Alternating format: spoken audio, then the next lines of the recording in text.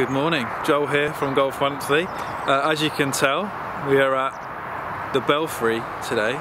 We are interviewing Stuart Broad, who obviously, as you know, I'm sure, is a world-class Test cricketer for England.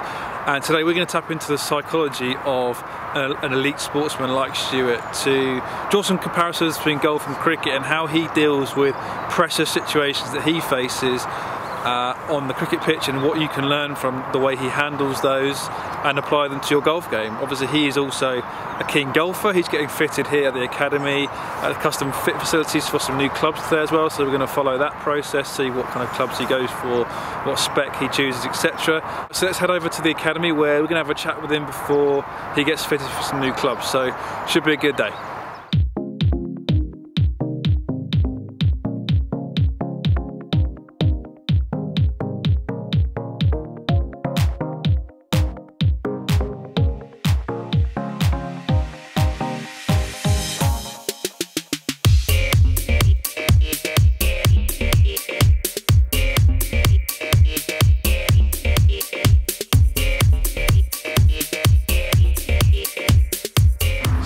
Stuart's going to face later.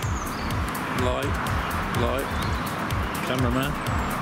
Right, okay, so we've been given our time slot with Stuart Broad, 10:05 this morning. As you can see, all our lights are getting set up, ready for our photography. I'll be ready with the camera, so wish me luck. Alright, you're right. Nice to meet you. Nice to see you. Good, thank you. Cool. Oh, lovely. Thank you, yeah, have a look at that. Are you in it?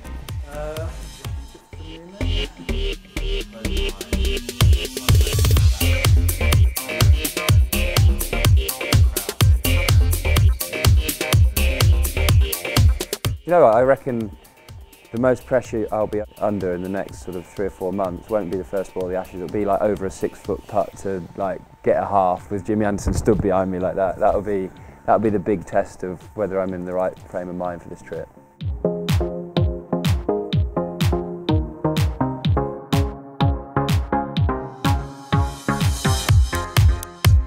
Okay, so just finished our time slot with Stuart Broad. Fascinating interview, it really was, talking about how he approaches things like bowling the first ball in the Ashes, the routine that he goes through, how he combats the nerves. Really do recommend you give it a read in the January issue of Golf Monthly, on sale November 30th.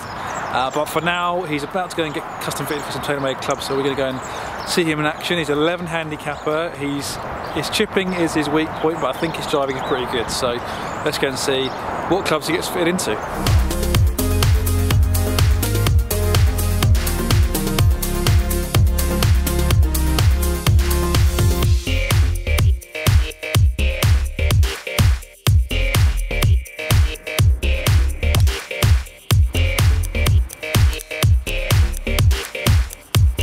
So he was using last year's M2, we got him in this year's M2. There was a big difference really. With his own, he was producing far too much spin and too much of a launch angle, so it was losing distance. So it was stalling a little bit in the air and coming down vertically, as opposed to giving it like a typical like rainbow flight.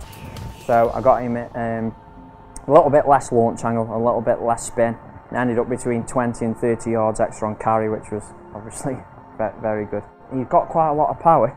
He definitely can get it out there. He's carrying it up to 270. Club head speeds 105, 106, which is quick. The ball speed jumped up 2 or 3 miles an hour just through head alone when I put him in a shaft that was similar to his own.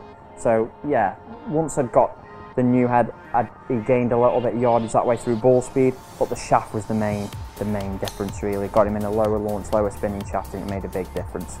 It was a Project X Hazardous Black, the new one. It was a 6.5, so it was an X. It was actually the heavier one, the 75. The reason we chose M2 over M1, there was a few key things really. Number one, which I find that is most important, is that he liked the feel of it and the sound that it made. Number two, it was a little bit better on dispersion. And number three, the ball speed was up by a couple of, so it was ticking all the boxes to stick with the M2 over the M1. Although we did it the M1 well as well, the M2 was a little bit better. Right, so that's a wrap from the Belfry. It's been a great day talking to Stuart Broad about how he approaches certain situations, some of the things that he thinks about and things that he does to overcome nerves. He's not immune to the pressure, as we now know. He feels nervous in certain situations, but has some really good techniques to overcome them. Obviously, you can read all about some of those techniques and all the insight that Stuart gave us during our exclusive interview in the January issue of Golf Monthly, which goes on sale on November the 30th. Even managed to give him a chipping lesson out on the practice ground. Turns out chipping is the weakest part of his game. But I'll tell you, driving is definitely not the weakest part of his game. Drove absolutely fantastic during the fitting session. They got fitted into the TaylorMade M2 driver, as you heard from Neil there. Some big gains experience from the new TaylorMade driver by Stuart, so he's looking forward to testing that out on the golf courses in Australia. He says he's been playing a lot of golf in Australia during the Ashes tour. Fantastic to hear that he loves his golf, takes it really seriously. Very competitive sportsman, loves to win at everything, and it's great to speak to him. So hope you enjoyed that vlog, a little bit of insight into what goes on behind the scenes at Golf Monthly photo shoot. Thanks for watching, but for now it's goodbye.